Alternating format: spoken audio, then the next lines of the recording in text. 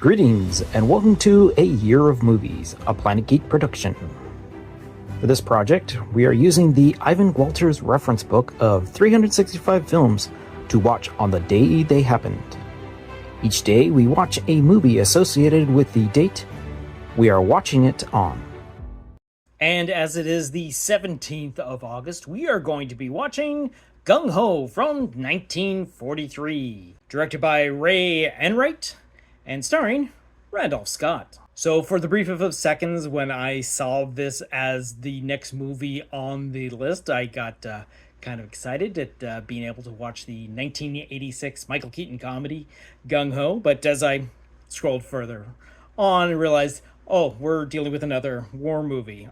Needless to say, I really had no idea what this movie was or what it had to do with the time. Pretty much when the movie was released, I was expecting definitely a war movie, but more on that a little later. Like I already mentioned, not only does this movie star Randolph Scott, but it also stars Rob Cameron, Alan Curtis, Noah Berry Jr., Sam Levine, Robert Mitchum, Grace MacDonald, and Milburn Stone. During the Pacific phase of World War II, Marine Colonel Thornwald, played by Randolph Scott, puts together a special strike force to capture the Mankin Island, a strategic territory held by Japan. He goes out of his way to select soldiers who are rugged or unbalanced misfits, such as former boxer Pig Iron Matthews, played by Robert Mitchum, and yokel Rube Theodore, played by Rod Cameron. As the raid draws closer, Thornwald dispatches with all ranks and titles and trains his group using unconventional methods. So there's something a little unsettling about a movie that is released about a year after the events that the movie is supposed to take place. So the movie itself is in production during World War II to tell this story that happens within it. It is an actual occurrence. It is a real thing that happened, this situation. But the fact that the movie itself was being filmed shortly after the actual events really happened, because the events happened in 1942 and the movie is released in December of 1943. So there's not much time between, like I said, the events that they happened and when it actually was released.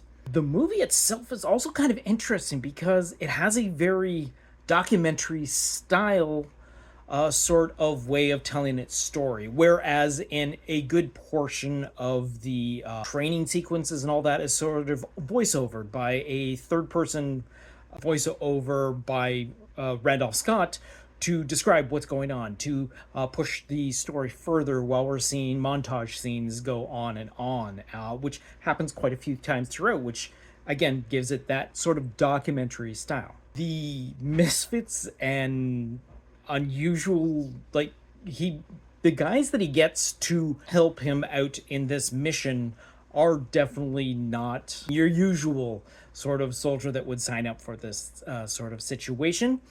There is a lot of, and again, it is at the time, there is a lot of racial prejudice, I guess, against the Japanese, especially at the time, after this happening, after the bombing of Pearl Harbor, going right in afterwards to vindicate the American situation. And for a lot of it, we do have some camaraderie going on between the soldiers as they train in a very non-traditional way of training. The movie has some pretty cool action sequences once we actually get onto the beach and we start seeing the conflict play out in front of them. Surprisingly, there's a lot more blood being used in this movie, like actually not just like painted on blood or something like that. We actually have a couple of guys have blood trickling out of their mouth that they're being shot, or someone getting stabbed in the back and there's blood trickling out of that wound and whatnot. And it's an interesting thing to have seen because from my knowledge, it really wasn't like that for what I can remember. And again, we're dealing with 43, so the movie is in black and white. One thing after watching this movie is that someone definitely cannot dismiss the propaganda, the American propaganda being played out in this movie, which again is the reason why this movie was probably put into production so quickly just to raise the spirits of the those back at home that are dealing with the news of how the war is going at the time. And this is definitely a, hey, America is great sort of turnout for the movie itself. And like I said, seeing this movie is based on actual events. The actual landing on Makin Island happens on August 17th, 1942. And that is about 40 minutes into this 1 hour and 28-minute movie. And on that note, we're going to wrap up this particular episode and look off into the future to see what we're going to be watching for tomorrow, which is the 18th of August, and that is Taking Woodstock from 2009. So until next time, go see a movie.